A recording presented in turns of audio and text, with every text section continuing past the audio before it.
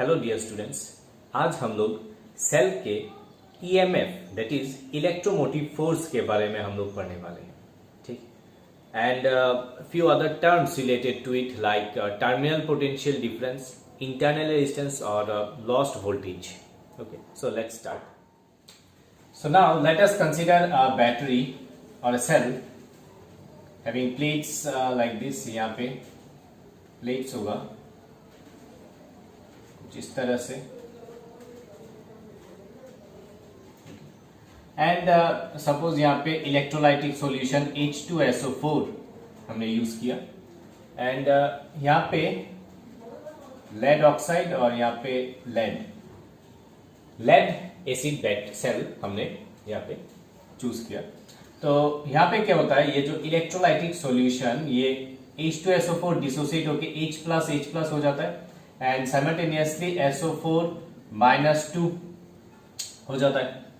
Okay, सो यहाँ पे क्या होता है कि ये जो H+ आयोन है ये यहाँ पे एक्युमुलेट होना स्टार्ट हो जाता है बिकॉज ऑफ अट्रैक्शन. तो यहाँ पे प्लस चार्ज एक्युमुलेट होना स्टार्ट हो गया, साइमल्टेनियसली यहाँ पे नेगेटिव चार्ज एक्युमुलेट होना स्टार्ट हो गया. ओके, सो ये हो जाएगा नेसेंट हाइड्रोजन. अगर यहाँ पे इलेक्ट्रॉन गेन किया और यहाँ पे रिलीज कर दिया, दैट मीन्स पॉजिटिव आयोन यहाँ पे रिलीज कर दिया. सिमिलरली ये जो एक्स्ट्रा इलेक्ट्रॉन था तो ये यहाँ पे रिलीज कर दिया, तो ये प्लेट बिकम्स नेगेटिवली चार्ज. तो as a result of which there is potential difference between these two plates. Okay, ये जो potential difference है इनिशियली जब हम कोई सर्किट को यहाँ पे कनेक्ट नहीं करते हैं, that potential difference is known as electromotive force, and in short we call it as EMF. Okay, so EMF always must be in a open circuit. Okay, so EMF अच्छा ठीक है. Suppose अब हम यहाँ पे एक कुछ इस तरह से एक्सटर्नल रेजिस्टेंस R कनेक्ट कर दिया. Now the electron will start flowing in this direction, electron इस डायरेक्शन में. So as a result of which current opposite direction में, इस डायरेक्शन में फ्लो होगा. ओके, सो करंट यहाँ से फ्लो होके थ्रू दिस सॉल्यूशन यहाँ पे फ्लो होगा. नाउ ये जो इलेक्ट्रोलाइटिक सॉल्यूशन है, ये इलेक्ट्रोलाइटिक सॉल्यूशन का कुछ रेजिस्टेंस होगा. That resistance is known as internal resistance which is offered by the electrolyte. Okay, actually ये जो इंटरनल रेजिस्टेंस है ये कुछ फैक्टर के ऊपर डिपेंड करता है. That is nature of electrolyte, then nature of electrode, and third point is nature of electrolyte, nature of electrode and area of plates. ठीक है, ये जो प्लेट है एक्चुअली ये कुछ इस तरह का होता है, प्लेट इस तरह का. तो ये जितना ज्यादा होगा, एरिया जितना ज्यादा होगा, रेजिस्टेंस उतना कम होता जाएगा. That means it is inversely proportional to the area of plates. Okay, ये हो गया कौन सा फैक्टर के ऊपर डिपेंड करता है. तो यहाँ पे दैट मीन्स यहाँ पे हम लोग एक वर्चुअली एक रेजिस्टेंस ड्रॉ कर सकते हैं, वर्चुअल रेजिस्टेंस. सपोज यहाँ पे एक इंटरनल रेजिस्टेंस है जिसे हम स्मॉल r नाम देते हैं, small r. Okay, so this is because of electrolytic solution. तो नाउ यहाँ पे करंट फ्लो होना स्टार्ट हो गया. यहाँ पे इलेक्ट्रोमोटिव फोर्स को हम कुछ इस तरह से भी डिफाइन कर सकते हैं कि यूनिट चार्ज को कंप्लीट सर्किट, कंप्लीट साइकिल में ड्राइव करने के लिए जितना एनर्जी चाहिए, दैट मीन्स जितना वर्क डन करना पड़ता है. Okay, that means work done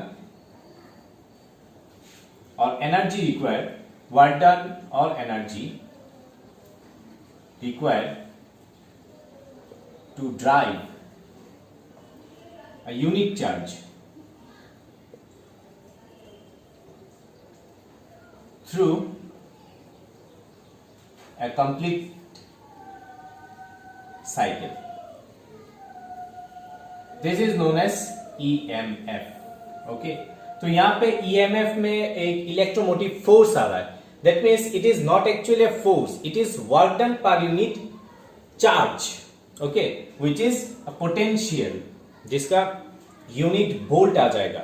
V is the unit volt.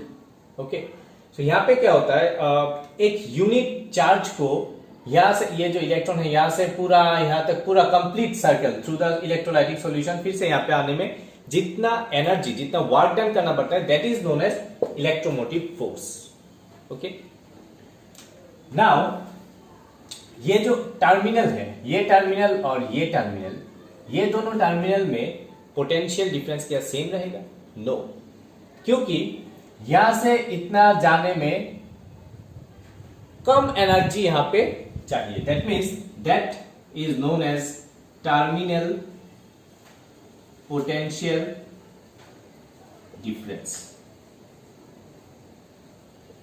Okay, terminal potential difference क्या होता है कि energy required to drive a unit charge from one plate to another plate. Okay, so इसे हम terminal potential difference कहते हैं. Generally हम लोग जो पोटेंशियल बोल के आ रहे थे इतना देर तक, potential difference, that was actually potential difference between two terminals और the two plates. Okay, so obviously यहां से हम लोग ईएमएफ को अगर हम ई से डिनोट करते हैं, okay, V is the volt, और V को अगर हम टर्मिनल पोटेंशियल डिफरेंस बोलते हैं, तो ऑब्वियसली यहाँ पे ये E ग्रेटर देन V आ रहा है, क्योंकि E में क्या होता है कंप्लीट साइकिल में, और V में just plate to plate. Okay, तो यहां पे क्या हो रहा है, ये जो जब ये कंप्लीट साइकिल में चार्ज फ्लो हो रहा है, ये इंटरनल रेजिस्टेंस के अक्रॉस कुछ वोल्ट लॉस्ट हो रहा है. That is known as lost volt. Okay, which is across internal resistance.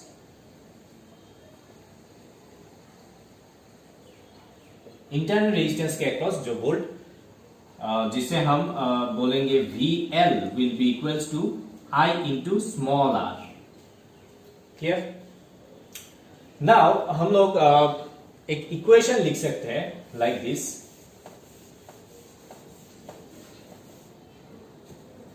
That E is the total electromotive force is equals to, यहां से इतना जाने में हम लोग terminal potential voltage V plus यहां पे जितना लॉस्ट वोल्ट होता है VL, which will be equals to V plus I into small r, E equals to, so E equals to V means I into capital R, I into capital R plus I into small r. यहां से हम लोग एक equation मिलता है. यहां से इस इक्वेशन से अगर हम V को निकालते हैं, will be equals to E minus I into R. हम लोग जब जितना यूज करेंगे सेल को, ये जो internal resistance goes on increasing.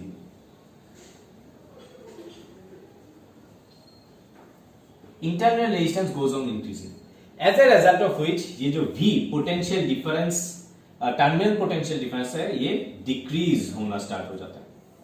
But E fixed रहता है.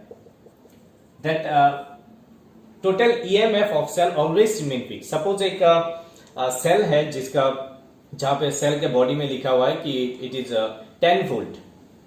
10 volt means what? That is EMF is 10 volt. Okay, अगर हम टर्मिनल से टर्मिनल अगर हम थ्रू मल्टीमीटर अगर हम मेजर करते हैं, तो that will be little bit less than 10 volt, क्योंकि वो आ जाएगा हम लोग का terminal potential difference. So terminal potential difference को हम वोल्ट मीटर या फिर मल्टीमीटर से मेजर कर सकते हैं. ओके, EMF मेजर करने के लिए हमें कुछ अरेंजमेंट करना पड़ेगा. दैट विल बी अब यूजिंग पोटेंशियोमीटर यूज करके हम लोग EMF मेजर करते हैं. ओके, तो इस इक्वेशन से यहां पे हमें क्या मिलता है, अगर हम एक ग्राफ ड्रॉ करें, यहां पे आप देख सकते हैं कि ये एक स्ट्रेट लाइन का इक्वेशन आ रहा है y इक्वल्स टू, इसे हम अगर कुछ इस तरह से लिखते हैं v equals to minus I R plus E, तो ये आ जाएगा y equals to m x plus c, exactly match हो रहा है। सो y में क्या होगा, v को अगर हम डिनोट करते हैं y एक्सिस में v एंड x एक्सिस में अगर हम i को डिनोट करते हैं तो m आ जाएगा minus R will be the slope और e is the constant value यहाँ पे e। सो दैट मीन्स एक कांस्टेंट वैल्यू हाई यहाँ पे e आ जाएगा, that will be point e। Minus R means negative slope, ये आ रहा है कुछ इस तरह से माइनस आर का slope, that is the graph between v and i, okay, where e is fixed. यहाँ पे मैक्सिमम टर्मिनल पोटेंशियल डिफरेंस को हम E बोलेंगे, okay. Let me make this EMF more clearer. ये जो EMF है that is electromotive, that is force, यहाँ पे एक फोर्स बोला है कि electromotive force, that means force required to drive the charge. यहाँ पे क्या होता है, सपोज हम लोग एक 10 वोल्ट बैटरी ले लेते हैं, 10 volt battery, that is the 10 volt battery, so it is the EMF, okay, EMF is equals to 10 volt। now ये जो EMF है, EMF क्या होता है, 10 volt battery, that means 10 volt work turn से हम लोग एक चार्ज को हम लोग कंप्लीट सर्कल में ले जाएंगे। यहाँ पे क्या होता है, एक्चुअली इनिशियली जो इलेक्ट्रॉन है, जो यहाँ पे इलेक्ट्रॉन होगा, ये इलेक्ट्रॉन में क्या होता है, पोटेंशियल एनर्जी स्टोर्ड होता है यहाँ पे, पोटेंशियल एनर्जी। तो जब हम सर्किट में कनेक्ट करते हैं तो ये स्टार्ट्स मूविंग इस डायरेक्शन थ्रू द सर्किट, तो that means it gains kinetic energy, that means energy kinetic energy में कन्वर्ट होता है। So it depends upon the EMF how much kinetic energy it will gain, okay. अगर हम लोग यहाँ पे EMF 50 वोल्ट कर देते हैं, that means kinetic energy will be much higher, और भी ज्यादा हो जाएगा काइनेटिक एनर्जी। जितना EMF बढ़ाता जाऊंगा वहां पे यहाँ पे इलेक्ट्रॉन या फिर चार्ज को उतना ज्यादा काइनेटिक एनर्जी मिलेगा, ओके। दैट इज वाई अगर हम एक 10 वोल्ट बैटरी को हम लोग हाथ से पकड़ते हैं, we don't get any shock, because ये जो इलेक्ट्रॉन है यहाँ पे आके स्ट्राइक कर रहा है with less kinetic energy. Whereas अगर हम एक 220 वोल्ट का वायर को हम अगर बेयर हैंड से पकड़ते हैं तो वी गेट शॉक। क्यों? क्योंकि यहाँ पे एनर्जी 220 वोल्ट का एनर्जी, काइनेटिक एनर्जी बहुत ज्यादा होगा इलेक्ट्रॉन का, सो वो काइनेटिक एनर्जी लेके हमारे हाथ में स्ट्राइक कर रहा है, that is why we get more fatal shock in case of when we touch 220 volt circuit, okay।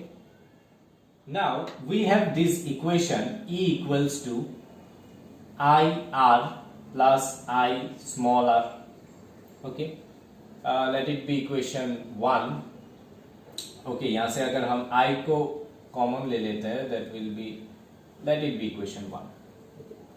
Now यहाँ पे एक्सटर्नल रेजिस्टेंस के थ्रू V हो जाएगा equals to I multiplied by R, let it be equation 2। Now अगर हम यहां से I को रिप्लेस कर देते हैं, that will be from equation 1 we get क्या आ जाएगा, E is equals to V by R multiplied by R plus small r, तो यहां पे that will be V plus VR by R, E is equal to, और E minus V will be equals to VR by R, so small r will be equals to E minus V divided by V multiplied by capital R, which will be equals to small r equals to E by V minus 1 multiplied by capital R, okay। So this gives the expression of internal resistance of cell.